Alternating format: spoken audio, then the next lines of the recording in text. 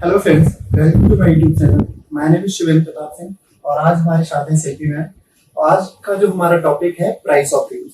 तो price of dreams like ऐसे जानते हैं कि आज की जो बच्चे हैं, आज की जो जनरेशन है, वो किस तरह से उनको एकेडमिक प्रेशर फील कर रहे हैं। और जो हमने रिसेंट इशू भी जनरेट हुआ है सोसाइटी में, बच्चे सुसाइड कर रहे हैं, जिसमें कोटा का नाम आता है, वहाँ पे कुछ रिसेंटली बहुत से बच्चों ने सुसाइड किया। तो मैम हम इसमें ये जानना चाहेंगे कि इसमें किसकी भूमिका बहुत ज्यादा है, पेरेंट्स की, सोसाइटी की या एजुकेशन सिस्टम की? आप डिटेल में बताएंगे तो हमारे व्यूअर्स को भी अच्छा लगेगा और इसमें हम लोग जो चीजें हैं उनको सुधार करना है, या जहाँ पे मिस्टेक कर रहे हैं तो उनको उन मिस्टेक्स को कैसे दूर कर सकते हैं।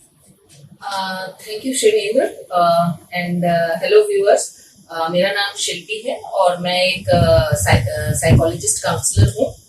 तो शिवेंद्र, जैसा कि आपने मुझसे पूछा कि आज के टाइम में एक बहुत बड़ा टॉपिक निकल के आ रहा है जो हमारे एजुकेशन सिस्टम में, वो आ रहा है स्टूडेंट्स सुसाइड्स।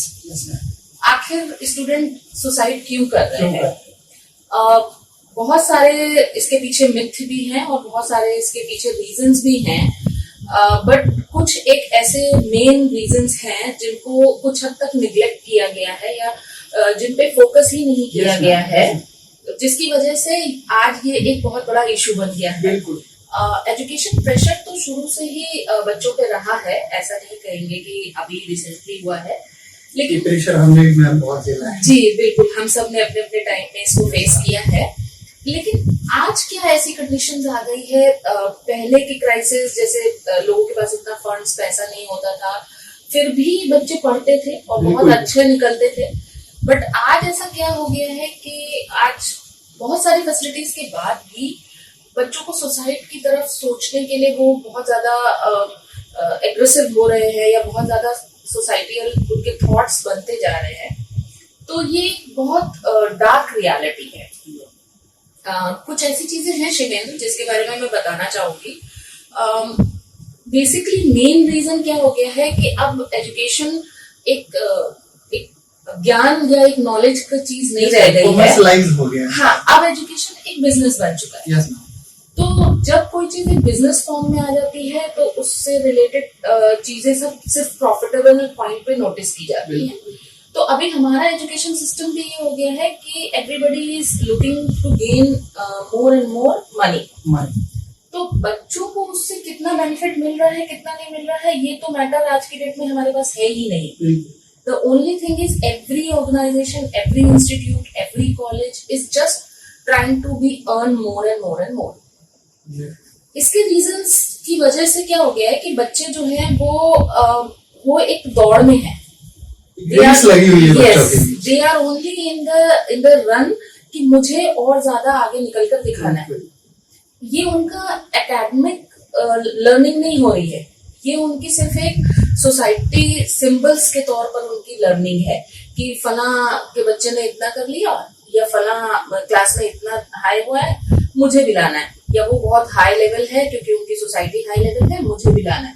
तो there is only a comparison, that's it, nothing else. Now as a education there is no learning. इसमें जो भूमिका रह रही है, इसमें हम देखते हैं कि जो इसमें पेरेंट्स ही हमारे इन्वॉल्व होते हैं और जो हमेशा अपने बच्चों को कंपेयर करते रहते हैं कि पड़ोसी के बच्चे ने ये अचीव कर लिया, आप क्या कर रहे हैं, आपने अभी तक क्यों अचीव नहीं किया। तो शायद ये भी रीजन एक हो सकता है बच्चों के एक फियर को लेके जो वो अचीव नहीं कर पा रहे। बिल्कुल बिल्कुल शिवेंद्र, आप बिल्कुल सही कह रहे हैं।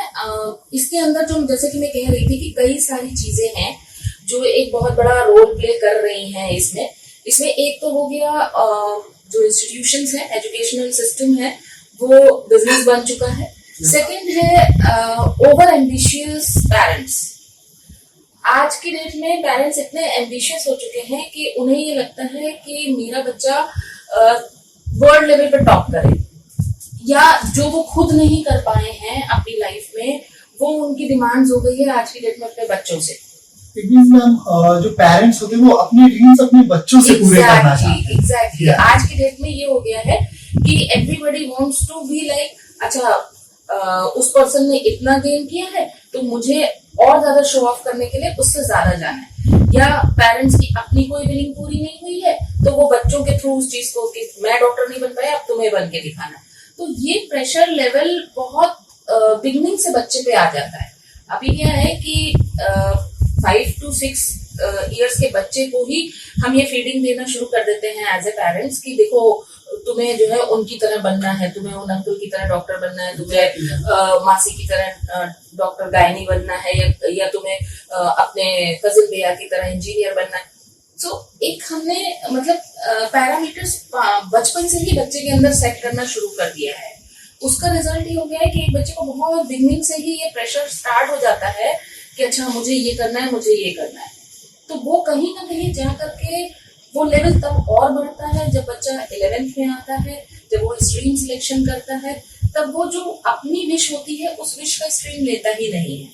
बिसाइड्स ऑफ वो अपने पेरेंट्स या फिर अपने आसपास के एनवायरनमेंट से इन्फ्लुएंस होकर के वो उस स्ट्रीम को पिक करता है। भले ही जैसे मेरे सामने के कई एग्जांपल्स हैं कि एक लड़की है, she is very good in art, बहुत अच्छी उसकी आर्ट है, बहुत अच्छा उसका कंटेंट राइटिंग है, सब कुछ है, but still just because of the willing of parents उसने इंजीनियरिंग ऑप्ट करी। अब वो उस चीज को परस्यू तो कर रही है, बट एक क्या होता है कि हम अपना 100% एक फ्लोलेस फॉर्म में देते हैं, एक फ्लो की तरीके से जाता है जहां हमें एक्स्ट्रा एफर्ट नहीं डालने देते। एक जब हम अपनी माइंड, अपनी क्वालिटी, अपनी स्किल्स से अलग हट करके कुछ करते हैं तो हमारा प्रेशर लेवल हमेशा हाई रहता है, तो हमारी स्ट्रेंथ उतनी ही ज्यादा लगती है उस चीज के अंदर। तो ये चीजें बच्चों को बहुत ज्यादा इफेक्ट करती है। तो पेरेंट्स का रोल भी एक बहुत बड़ा रोल है इसके अंदर। एक तीसरा और इम्पोर्टेंट सेक्टर है जो बच्चों में इस तरीके की चीजों को डेवलप कर रहा है, सोसाइटल इंस्टिंक्ट्स को, वो है प्रोफेशनल सेक्टर। आपने देखा होगा ज्यादातर बड़ी बड़ी कंपनियां टॉप स्टूडेंट्स को ही अपने यहाँ as a campus employment hire करती हैं। वो या तो आईआईटी में जाएंगे या आईएम्स में जाएंगे या एम्स में जाएंगे। वो मतलब बच्चों को, उस लेवल के बच्चों को ही कॉलेज में से पिक करते हैं जो एकदम क्रीम है। तो क्रीम बच्चे किसी भी कॉलेज में अगर 100 स्टूडेंट्स हैं तो उसमें से क्रीम मुश्किल से 5 होते हैं।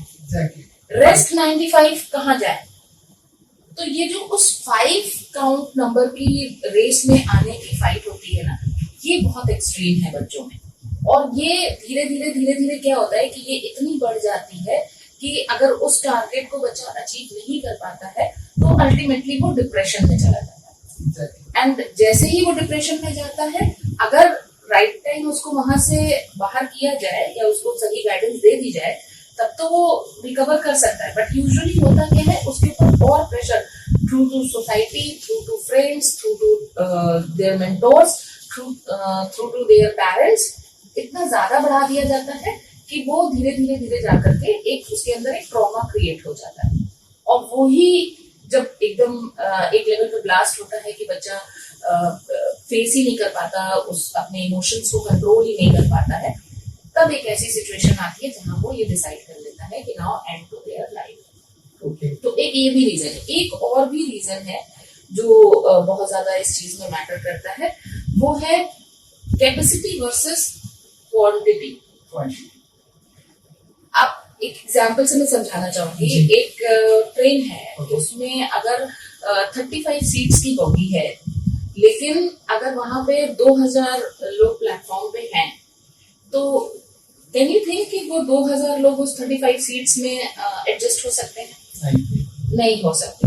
अब ये एक बहुत बड़ा रीजन है कि ज्यादातर जो इस लेवल के एग्जाम्स की, आपका नीट हो गया, जेई हो गया, या जो भी कॉम्पिटिटिव एग्जाम्स हैं, इनमें सीट्स तो बहुत लिमिटेड है, लेकिन बच्चे इतने ज्यादा हैं, पॉपुलेशन इतनी ज्यादा है कि एक एक सीट के लिए 10-10 हजार बच्चे जो है वो एग्जाम दे रहे हैं, फाइट कर रहे हैं।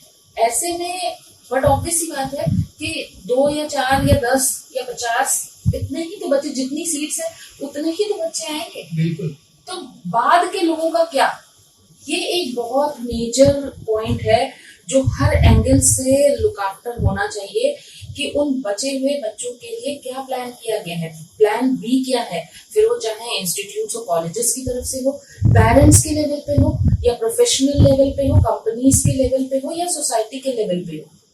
वो प्लान बी कोई नहीं सोचता, और उसका एक बहुत बड़ा रिजल्ट है ये सोसाइटी। सुसाइड्स जो हमारे हो रहे हैं, और जो आजकल कोटा कोटा क्यों इतना हाईलाइट हो रखा है। सुसाइड्स तो हमारे ऑल ओवर इंडिया में बहुत हो रहे हैं, इवन दो वर्ल्ड लेवल पे भी होते हैं, मगर कोटा क्यों हाईलाइट हो रहा है, क्योंकि कोटा एक इंस्टीट्यूशन हब है। तो वहाँ number of quantity of students बहुत ज्यादा है।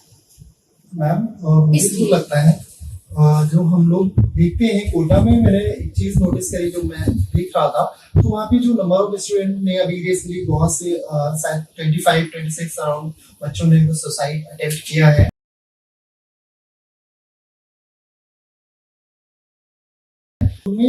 मैं एक चीज मैं ये जानना चाहूंगा, तो उसमें सबसे ज्यादा भूमिका किसकी रही है, पेरेंट्स की या एजुकेशन सिस्टम की? लाइक जैसे क्या होता है, मैं जहाँ तक समझ पा रहा हूँ मैम, तो उसमें ये होता है कि जैसे बच्चों का जो एटीट्यूड है उसके बारे में शायद पेरेंट नहीं सोचते हैं, और वो अपनी क्षमता के इतर दूसरी चीजों को अडॉप्ट करते हैं, अपनी पेरेंट्स के हिसाब से अडॉप्ट करते हैं और उसके कोशिश करते हैं उसे अचीव करने। तो ये कहाँ तक सही है और कितना गलत? देखिए शिवेंद्र, हर इंसान अलग है और भगवान ने हम सबको अलग अलग बना के भेजा है। तो सबसे पहली चीज तो ये है कि हमें उस चीज को, नेचर को चैलेंज ही नहीं करना चाहिए। तो किसी से भी कंपैरिजन किसी भी कंडीशन पर, चाहे वो लुक्स का हो, एजुकेशन का हो, नॉलेज का हो, या फिर मेटेरियलिस्टिक चीजों का हो, कंपैरिजन तो होना ही नहीं चाहिए। बचपन से ही सब तरीके से कोशिश करनी चाहिए कि एक बच्चे का डेवलपमेंट विदाउट कंपैरिजन हो। ठीक है। दूसरा, आपने नाम लिया कोटा का, कि कोटा में ऐसा क्या हो रहा है, क्या पेरेंट्स इसके लिए टोटल जिम्मेदार है? तो देखिए, ये तो एक रैट फाइट है। ऑर्गेनाइजेशंस पेरेंट्स को ब्लेम करेंगे, पेरेंट्स ऑर्गेनाइजेशंस को ब्लेम करेंगे।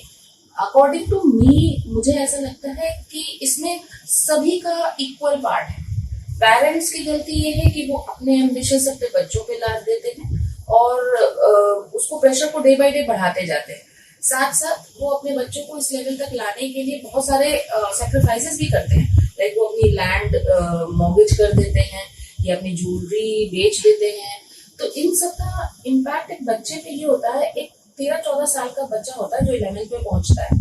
अब उसकी साइकोलॉजी ये होती है कि उस समय उसे सबसे ज्यादा अपने नियरर डियरर की जरूरत होती है, मीन्स ऑफ पेरेंट्स की, क्योंकि उसमें कुछ फिजिकल चेंजेस भी आ रहे होते हैं, रेस्ट उसमें कुछ साइकोलॉजिकल चेंजेस भी आ रहे होते हैं। तो सबसे ज्यादा पेरेंट्स नीड उसे उस समय होती है। उसी समय आप उसको बाहर भेज देते हैं एक नए एनवायरनमेंट में, नए लोगों के बीच में, बहुत ही डिफरेंट सी साइकोलॉजीज के बीच में, जिनका उसको पहले से कोई एक्सपीरियंस नहीं है। तो उसका प्रेशर तो बहुत ज्यादा हो जाता है। एक उस पर फाइनेंशियल, घर की फाइनेंशियल कंडीशंस का प्रेशर है, फिर उस पर पेरेंट्स की विश पूरी करने का प्रेशर है, तीसरा उस पर एक नए एनवायरनमेंट के साथ एडजस्ट करने का प्रेशर है। तो ये सारे प्रेशर्स पेरेंट्स के एंड से होते हैं। अब आते हैं ऑर्गेनाइजेशन या इंस्टीट्यूशन या कॉलेजेस या एजुकेशन सिस्टम की। सीट्स लिमिटेड हैं, कैंडिडेट्स बहुत ज्यादा है। इसकी वजह से क्या होता है कि बहुत सारी कैटेगरीज क्रिएट की जाती है कि क्रीम बच्चों का कैटेगरी ए है, उससे थोड़े बी, फिर उसके बाद सी, फिर डी। तो इसमें क्या होता है, जो हर एक बच्चा आया है वो ये एम्बिशन लेके आया है कि मुझे तो टॉप करना है, मुझे तो सेलेक्ट होना है। अब आपने उसको कैटेगरीज में डाल दिया, कैटेगरीज के अकॉर्डिंग ही एजुकेशन भी दी जाती है। मतलब ए कैटेगरी के टीचर्स अलग हैं, बी के, सी के, डी के, सबके अलग अलग है। तो पढ़ाने का लेवल भी अलग अलग हो गया। तो बच्चा तो हर एक उसी नॉलेज से है। हर एक बच्चे ने 10 से 15 लाख रुपए का इन्वेस्टमेंट किया है, फिर चाहे वो रिच फैमिली से है या पुअर फैमिली से। प्रेशर लेवल उनका वही है, लेकिन जो सिस्टम है वो डिफर हो गया सबके लिए अलग अलग।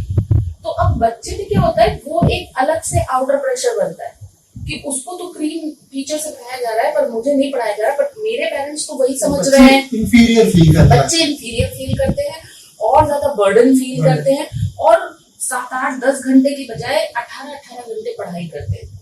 हमारी बॉडी एक सिस्टम से बनी हुई है जिसके अंदर हर चीज के लिए एक टाइम लिमिट है। 8-8 घंटे का हमारा एक पूरा चैनलाइज सिस्टम है। तो 8 घंटे की नींद, 8 घंटे की पढ़ाई या जो भी आपका वर्क है वो, और 8 घंटे की अदर एक्टिविटीज जो आपकी डेली की होती हैं, रूटीन, इसके तरह से हमारी बॉडी डिजाइन है। अब अगर आप उसको उतनी चीजें नहीं दोगे, ब्रेन को उतना उसका फूड नहीं प्रोवाइड करोगे, तो फिर वो तो कहीं ना कहीं जाकर के तो वो डम हो जाएगा ना, सरेंडर हो जाएगा। तो वही कंडीशन हो जाती है बच्चों के साथ। तो ये इंस्टीट्यूशन के लेवल पे फॉल्ट। और तीसरा जो सबसे बड़ा फॉल्ट है वो हमारी सोसाइटी का फॉल्ट ये है कि आज भी हम 21st सेंचुरी में आ गए हैं, हम बहुत ग्रो कर रहे हैं, स्टिल हमारा माइंडसेट आज भी ये है कि दो ही प्रोफेशन जो है वो बहुत ज्यादा अर्निंग और बहुत ज्यादा ग्रोथ लेवल पे अच्छे हैं, दैट इज इंजीनियरिंग और डॉक्टरी।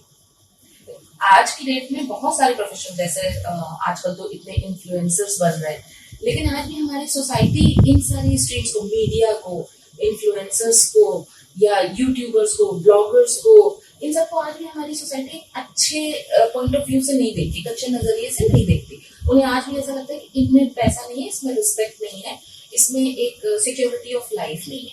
सिक्योरिटी ऑफ लाइफ आइदर आप डॉक्टर बन जाइए या आप इंजीनियर बन जाइए या फिर आप सीए बन जाइए। तो तीनों स्ट्रीम डिसाइडेड हैं, और अगर आप आर्ट्स के स्टूडेंट हो गए तो गो फॉर द टीचिंग। इसके अलावा आज भी हमारी सोसाइटी अदर फील्ड्स को एक्सेप्ट नहीं करना चाहती, जबकि आज की डेट में 3000 के अराउंड ऑफ कोर्स अवेलेबल हैं जिनके थ्रू एक अच्छा करियर डिजाइन किया जा सकता है, बहुत ही अच्छे हैंडसम अमाउंट ऑफ सैलरी या फिर हैंडसम अमाउंट ऑफ प्रॉफिट के बेसिस पे। लेकिन आज भी हमारी सोसाइटी इस चीज को एक्सेप्ट नहीं करती। तो ये बहुत सारे ऐसे रीजंस हैं जो बनते बनते बनते इट बिकम्स अ वैक्यूम, एक वॉर्म बन गया है जिसके अंदर बच्चे की ये कंडीशन आ जाती है एक लेवल पे जाकर के कि वो सुसाइड करने के लिए एग्रेसिव हो जाता है। तो ये एक रीजन है, और इसके लिए मुझे ऐसा लगता है कि कुछ हार्ड स्टेप्स लेना बहुत जरूरी है, बहुत जरूरी है। तो मेरे पॉइंट ऑफ व्यू से मैं देख रही थी ये सारे केसेस, तो मैंने कुछ पॉइंट्स फिल्टर किए कि आखिर एज अ काउंसलर और एज अ साइकोलॉजिस्ट हम किस तरीके से सपोर्टिव हो सकते हैं और किस तरीके से एजुकेशन सिस्टम सपोर्टिव हो सकता है या सोसाइटी सपोर्टिव हो सकती है। तो मैं शेयर करना चाहूंगी शिव आपके साथ ये भी कि सबसे पहली चीज तो ये है कि मुझे ऐसा लगता है कि हर कॉलेज या हर इंस्टीट्यूशन में एक काउंसलर साइकोलॉजिस्ट होने का बहुत जरूरी है, बहुत जरूरी है। आज के जो सिचुएशंस हैं जिसके हिसाब से हम फेस कर रहे हैं, जो मेंटल इलनेस इस तरह की फेस कर रहे हैं, जो स्ट्रेस फेस कर रहे हैं, तो उसमें मुझे लगता है, पर्सनली मुझे लगता है कि काउंसलर एक स्कूल्स में, कॉलेजेस में अपॉइंट होना बहुत जरूरी है, ताकि इन चीजों को बच्चे अपनी उस स्तर पे बता पाए और अपनी चीजों का सॉल्यूशन ढूंढ पाए। और मैं दूसरा ये भी रहता है कि बच्चे ये भी जान पाए अपनी कैपेबिलिटी, अपने एप्टीट्यूड के हिसाब से एक स्ट्रीम चूज कर पाए, ताकि वो बर्डन ना फील करके उस स्ट्रीम में इंटरेस्ट फील कर पाए और उसमें कुछ अचीव कर पाए। तो मेरे हिसाब से इम्पोर्टेंट है। मैं यहाँ एक पॉइंट शेयर करना चाहूंगी शिवेंद्र। देखिए, जैसे आपने कहा कि कुछ एप्टीट्यूड टेस्ट, तो आजकल क्या है, एप्टीट्यूड टेस्ट तो बहुत है, लेकिन वो भी बहुत ज्यादा प्रोफेशनली डिजाइन है। तो मैं इस जगह पे एक सजेशन और देना चाहूंगी। एक टेस्ट होता है DMT का, जो कि आपकी इनर स्ट्रेंथ और आपकी वीकनेस और इससे रिलेटेड होता है। ये टेस्ट आपके बर्थ से जुड़ी हुई जो भी आपकी जेनेटिक क्वालिटीज और सारी चीजें हैं उससे रिलेटेड है।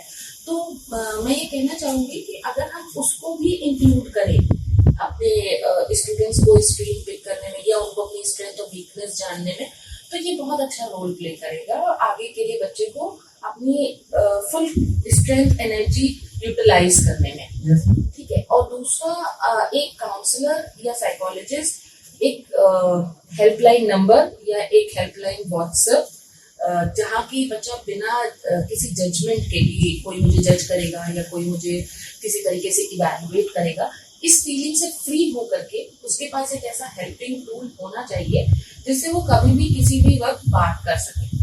तो एक लिसनिंग पार्टनर भी होना बहुत जरूरी है आज के टाइम में हमारी सोसाइटी के अंदर।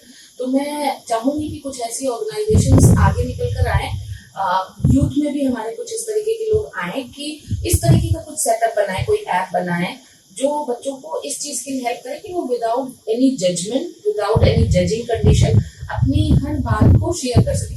कुछ बातें बच्चे आज के डेट में पेरेंट्स से भी नहीं शेयर करते, ठीक है, फ्रेंड्स से भी नहीं करते, कोई बुली हो रही है कुछ नहीं बताते। तो एक इस तरीके की अगर हम एक स्टार्ट करेंगे कोई हेल्पलाइन, तो वो बच्चों को बहुत हेल्प करेंगे।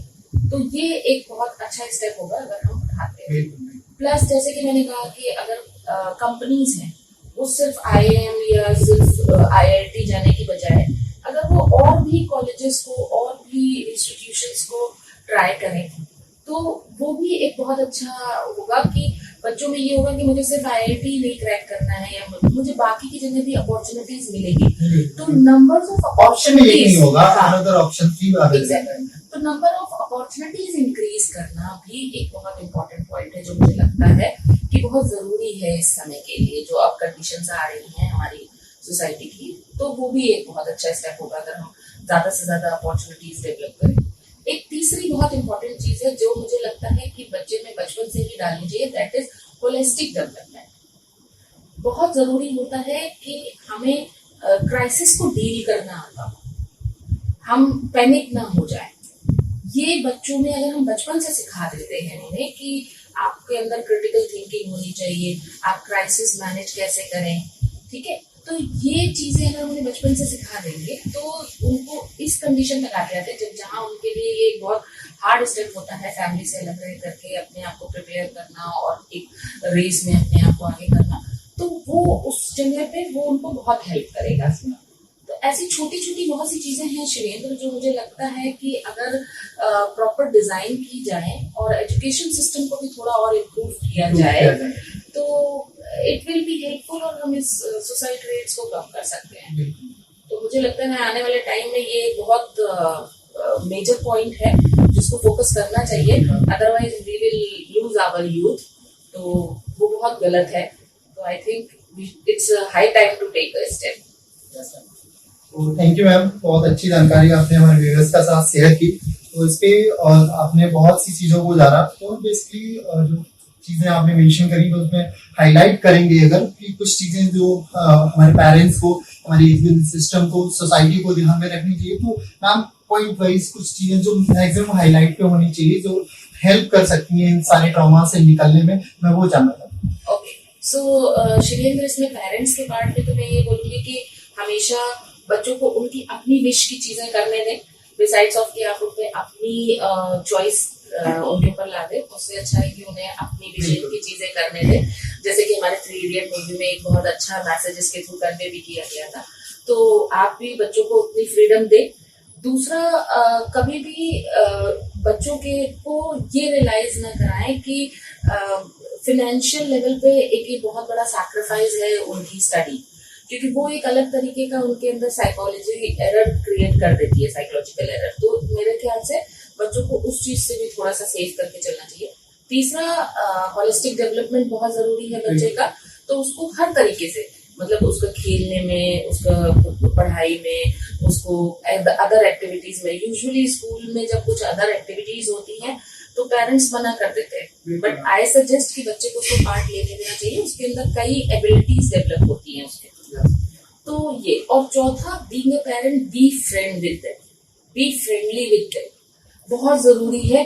अदरवाइज बच्चा अपने में समझ जाता है, आपसे अपनी बातें शेयर नहीं करता और वो धीरे धीरे धीरे एक वैक्यूम बनते बनते कंडीशन ये आ जाती है कि वो एक दिन ब्लास्ट होकर के कुछ भी बहुत ही हार्मफुल स्टेप ले लेता है।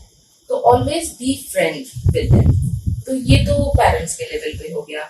नेक्स्ट अगर हम बात करें इंस्टीट्यूशंस के लेवल पे, एजुकेशन सिस्टम के लेवल पे, तो बहुत जरूरी है कि थोड़ा सा हमारा एजुकेशन पैटर्न चेंज किया जाए। अब इसको एक रेस बनाने की बजाय एक स्किल्ड बेस्ड एजुकेशन बनानी चाहिए, जिसमें कुछ स्टेप लिए भी गए हैं अभी, बट वही है कि चीजें धीरे धीरे ही प्रोसीडिंग्स में आती हैं। तो कोशिश ये करनी चाहिए कि जल्दी से जल्दी उन चीजों पे ज्यादा से ज्यादा जो है वो काम किया जाए। और एक मेजर चीज जो ये मैं कहूँगी कि counsellor not for the admission but to counsellor to just to monitor and look after for the welfare of the students. ये मैं बोलना चाहूंगा कि आज जो स्कूल्स हैं जो मैं देख रहा हूँ, आजकल मैं भी एक स्कूल में अभी रिसेंटली मैंने टीचिंग की थी, तो मैंने वहाँ पे देखा कि जो कुछ हमारे काउंसलर की जगह पे अपॉइंट किए गए थे, जो स्टाफ काउंसलर की पोस्ट पे अपॉइंट किया गया, तो एज अ सब्स्टिट्यूट टीचर इनको यूज करा जा रहा था। तो वो मुझे भी देख के लगा कहीं ना कहीं इनका मिसयूज हो रहा है, तो ये इसको चेंज करना चाहिए और जिसकी जो जॉब है वो उन्हें करने देना चाहिए। तो मैम आज के लिए जो जानकारी आपने शेयर की उसके लिए बहुत बहुत धन्यवाद। Thank you Shivendra, thank you so much. और मैं चाहूंगी कि आगे भी हम ज्यादा से ज्यादा कोशिश करें कि बिल्कुल। हम इस विषय पे एज अ काउंसलर मैं और हमारे साथ और भी जो लोग जुड़े हुए हैं वो चाहेंगे कि हम इसमें कुछ अच्छे से अच्छे सजेशंस व्यूअर्स के लिए देते रहें, जिससे कि अगर 1% भी उसका कुछ बेनिफिट्स लोगों को मिलता है, उनमें थोड़ा सा भी कुछ नया आती है तो हमारा thoughts, इनिशिएशन change होती है, यूजफुल हो जाएगा। हाँ तो डेफिनेटली ये यूजफुल होगा। तो मैं ज्यादा से ज्यादा व्यूअर्स से कहूंगी कि प्लीज आप हमारे बताए हुए सजेशंस पे ध्यान दें और उसको कोशिश करें कि उसको अप्लाई करने के लिए रेस्ट और भी कुछ सजेशन चाहिए हो तो we are here, we can help you. You can share your points with our channel and we will help you. Thank you so much. Thank you ma'am, thank you so much ma'am. और अपने viewers को बोलना चाहूंगा कि इस तरह का आगे नेक्स्ट सेशन जो हमारे ऐसे संडे वार्ता के नाम से हम लोग जानेंगे, और अगली नेक्स्ट संडे हम एक और टॉपिक के साथ आपके साथ होंगे। तो चैनल को सब्सक्राइब कीजिए, लाइक कीजिए और हमारे साथ जुड़ने के लिए आपको दूसरे के साथ चैनल को शेयर कीजिए। Thank you. नमस्कार।